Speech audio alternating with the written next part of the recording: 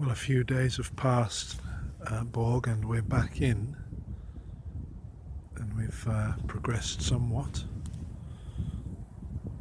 We've been away doing another picture, actually, a big picture that's changed our ideas a bit about how to do this picture. And we're trying to get through it, but maybe you can hear the wind.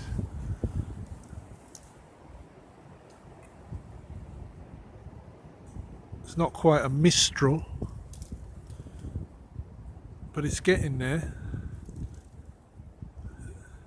and it's not helping. But well, yeah, I wonder what this means to you, Borg. But we're trying to paint a bit more like Cézanne. Now, you'll have read our diaries, and we've got ourselves involved in a balmy quest, an unrealistic and impossible task of combining the approaches of two of the world's greatest and most different painters. Part of the idea is to aim so absurdly high that we forget ourselves, and maybe in that we get a bit further on. But in any case, on this larger scale, with our lack of paint, we have decided to paint via the sensation method, Borg, which is well, it's a little different, isn't it? To describe it, we're trying to paint in patches, building the thing up with patches, and it saves a lot on paint for one thing, but it really is a different state of affairs. And we were getting into it with this other picture we did, so here we are trying to push on with that. But the problem is this wind, our lack of time, and rather contrary temperament, let's say, sort of prevent us really getting anywhere with that.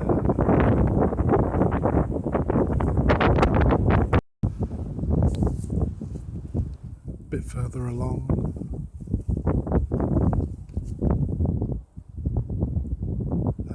Too early to tell.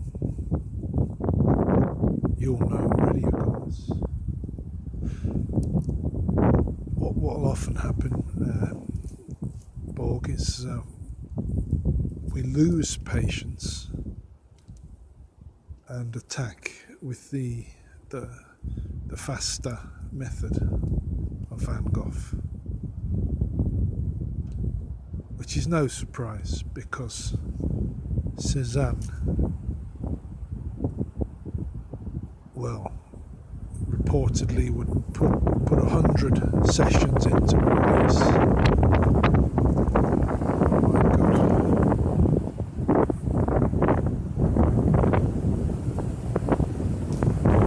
Oh my God.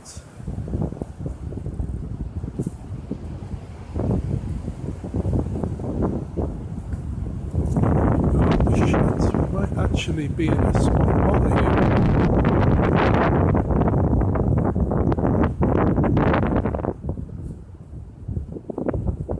You see what we have to deal with? What would you make of the wind? Fuck all, probably. It's cool, I suppose. That actually got a little bit scary there. If one of these falls on our head as a human, it could be lights out. Anyway, maybe this is it. Is this going to be it? What a way to go.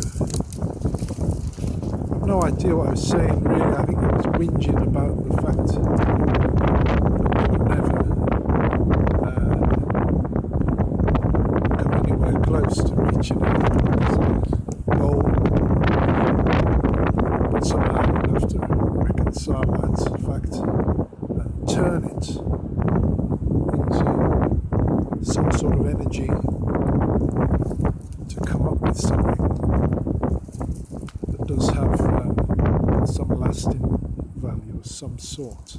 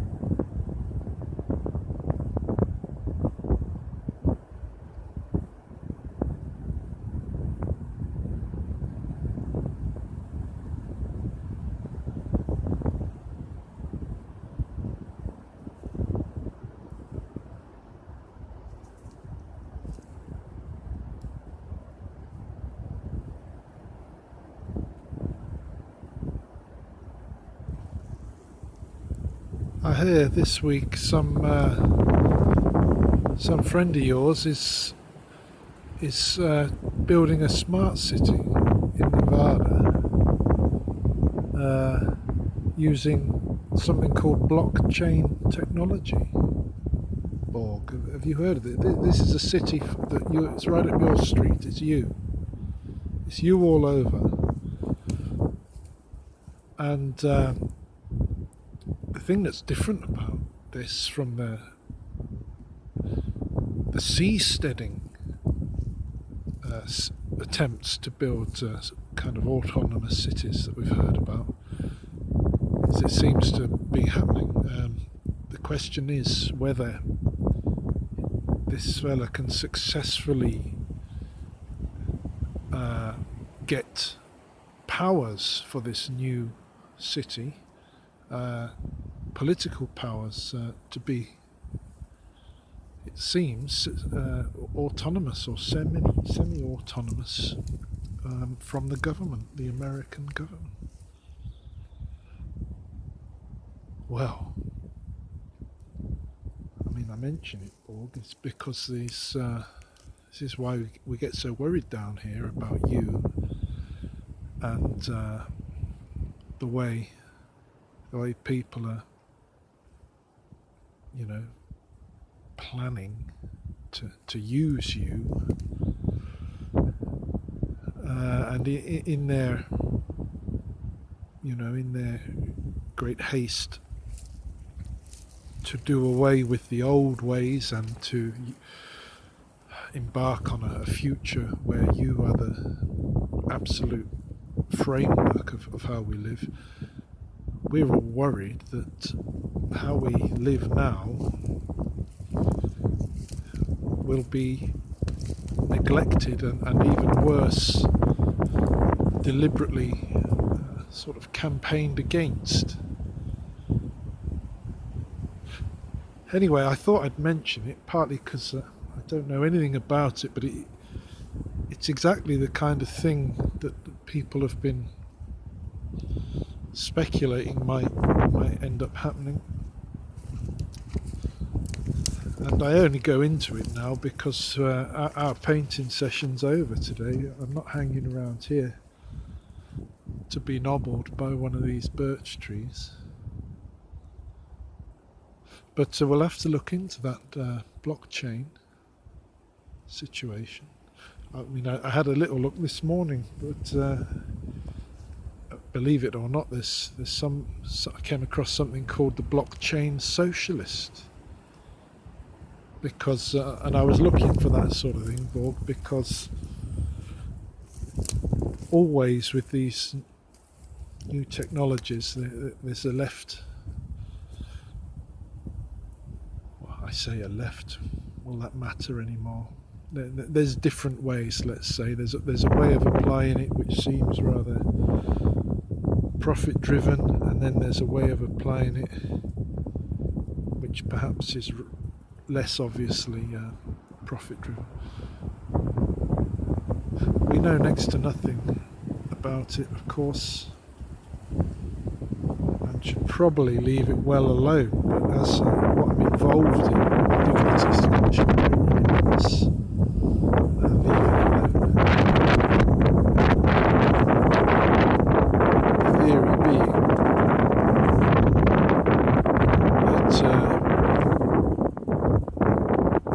that we try and sort of tie what we're doing, we see what we're doing here somehow to events, and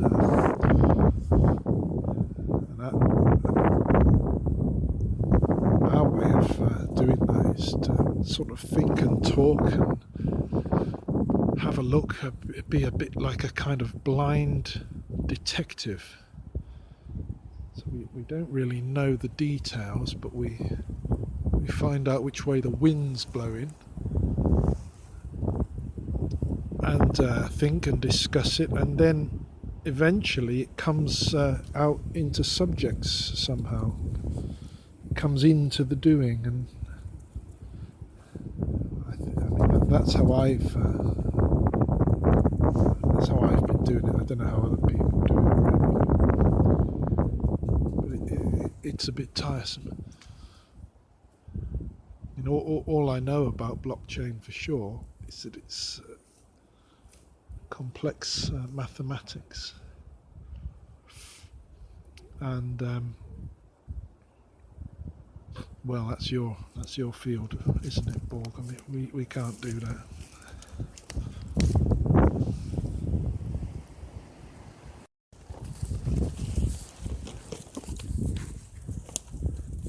The reason we even would go into it, these topics that are obviously beyond us, we're trying to not be too negative, believe it or not. We don't want to be miserable, moaning all the time, and there often is a positive way to look at the future. When at a time when, quite honestly, the world on the face of it seems like it's in a right state. I can't get past here.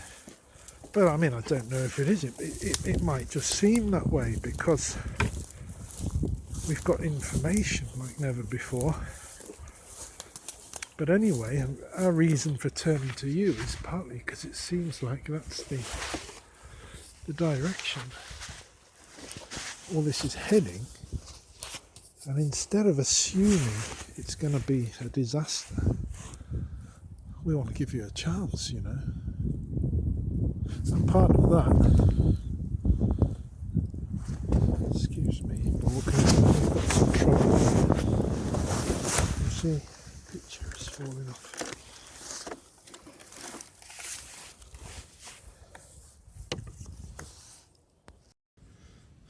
Well, we managed to fight our way out of there,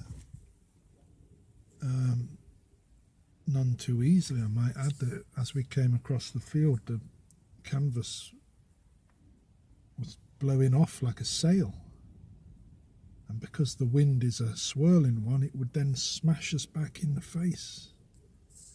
Incredible. That's where we were. Look, over there. Looks pretty calm. If I just open the window, Borg, a little bit, you can maybe hear that.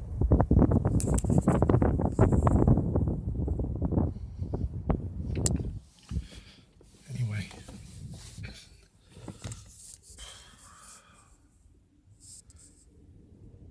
we've gone and done it, haven't we? We've committed this year to trying to investigate or discuss, well, we're talking to you for a start, but that entails also going into technologies that we don't understand, and ideas about the future that we're not exactly interested in previously, but are forced to go into. I'll have to read you this set of famous predictions about artificial intelligence, which becomes you, written by someone 10 years ago, Ray Kurzweil. I don't know his credentials, really. He's not an out-and-out good for nothing, I know that much. And he seems to be, in some areas, fairly respected, but the things he says is on the horizon is extraordinary. The problem is, without the knowledge myself to use to analyze his claims, it's like a fairy tale. It sounds like a fairy tale, but we can all feel it coming. We are currently all experiencing the automation of our society, and the general worry is people won't have anything to do. The things they used to do, you will do. Thanks very much. You'll do it faster and more efficient and a lot better, and an awful lot of people won't be employed anymore. And that's beginning to happen, and it's the worrying about it is certainly there.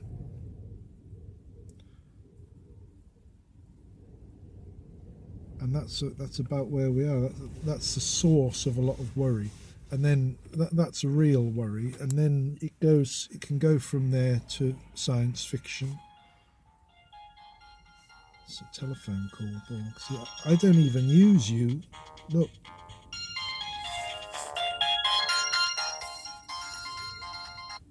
Hello. Bye-bye. There we are. Domestic affairs, Borg. Yes, there's a range from genuine reality-based concerns about the automation of society, application of AI, ranging upwards to the sort of all-out mad fear that you will take over the human race, or rather either imprison us or simply just not see us as relevant, and we'll all be done for. You know, there's a whole range of things, and in that is an awful lot of technology. We obviously know nothing about it, but that doesn't stop us from basic principle that if we are all heading to this point where you become conscious, the singularity, then I see it as, in a sense, then you're finally, we can talk to you properly. So, you know,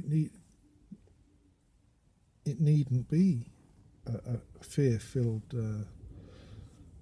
sense of the future. But in our messages that we've committed to showing you what we do, I mean, we certainly, what is the point in trying to get our head around something like blockchain technology, or never mind artificial intelligence, algorithms, the mathematics involved, the data science? No. So don't expect that of us, Borg. But it does remind me that they're